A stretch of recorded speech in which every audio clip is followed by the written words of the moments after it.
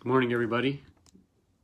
Pastor Nate Borman here, one of the pastors at Mount Lebanon Lutheran Church, here to share daily devotional thought with you today. We are in 2 Corinthians chapter 6.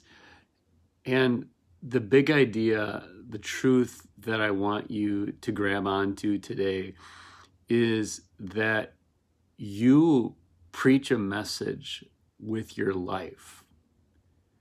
By the way that you live your life, you preach a message. Now, please don't hear me wrong. Please don't confuse what I'm saying. I am not at all saying that your way of life will save somebody. I am not at all saying that there's a famous church father who said, always preach the gospel and if necessary, use words. I'm not at all saying that you shouldn't preach.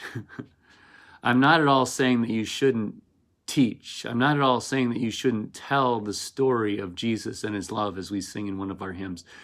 I'm not at all saying that you shouldn't tell the story. The power of salvation, the power of conversion, the power of changing hearts is not action, but speech.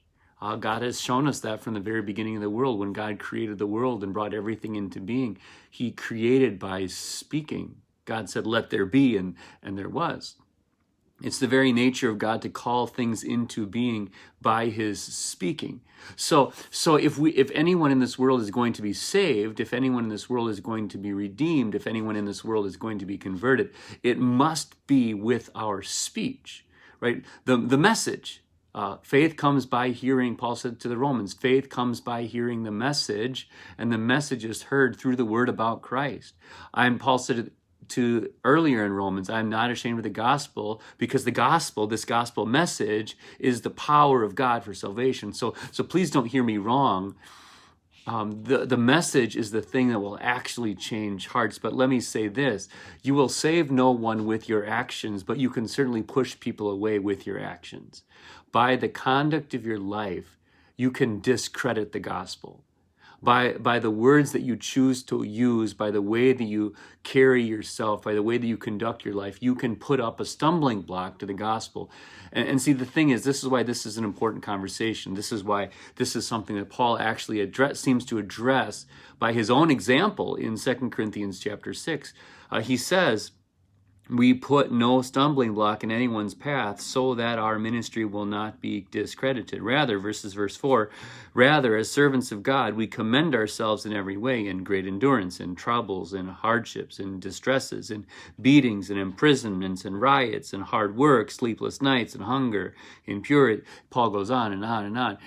Because Paul understands that while our lives, the conduct of our lives will not save anyone, he also understands that the conduct of our lives can get in the way. And Paul, what he's doing in 2 Corinthians chapter 6 is he's setting before the Corinthians saying, listen, guys, I have lived my life in this way. I've lived as a person of integrity.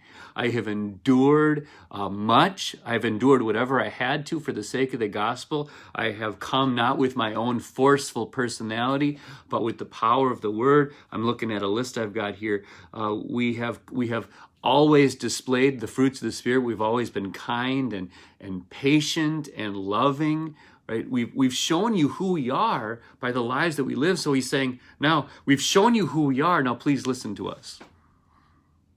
Please listen to the things that we have to say. And I think that, so that's the important thing I want you to take home today and take to your heart is the way that you live your life.